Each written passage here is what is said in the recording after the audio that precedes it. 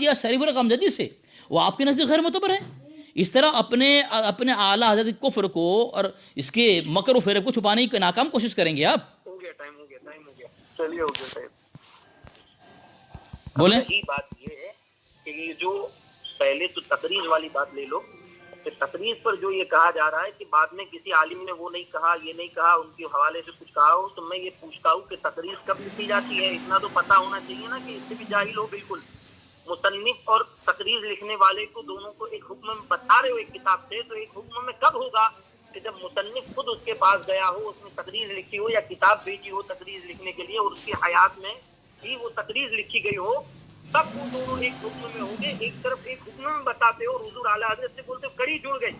دیکھو کڑی جڑ رہی ہے کہ حضور اعلیٰ حضرت کی کتاب پر اس نے تقریر لکھی ہے. اب وہ 50 سال بعد مثال کے 50 سال بعد کوئی تقریر لکھ کر کے حسام الحرمین کو اپنی طرف سے چھاپ دیتا ہے, جیسا کہ وہاں امام احمد رضا اکیڈمی والے نے ایک فہرست کو کہیں سے دیکھا نیٹ پر سے, وہ بیچارہ عام آدمی جاہل آدمی تھا, اکیڈمی چلا رہا ہے حضور اعلیٰ حضرت کے نام سے, اب کوئی بھی کھول لیتا ہے کسی کے نام کا مکتبہ, اس نے فہرست ڈال دی تو آپ کے مولوی نے زبردستی چھوپا کہ اب وہ ان کی ہی ہے اور ایسی منہ کی لاتے کھائی اور وہاں سے کھائی اور کھاتے ہو کر کے لوٹے اور وہ ثابت نہ کر پائے کہ حضور اعلیٰ حضرت کی تھی, کیونکہ امام احمد رضا اکیڈمی والوں نے وہ خود سے چھاپی تھی, وہ انہوں نے قبول بھی کیا اور کئی حوالے وہاں پر پیش کیے گئے. اسی طرح یہ بات بھی جو ہے 50 سال کے بعد ہوئی ہے.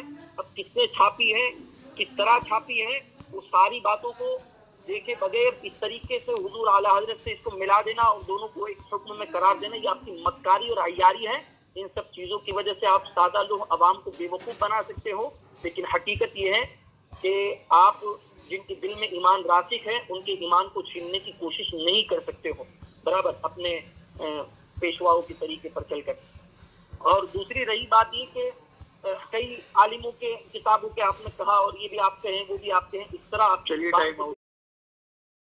دینے سے کوئی بات ثابت نہیں ہے. چلو خاموش رہیں.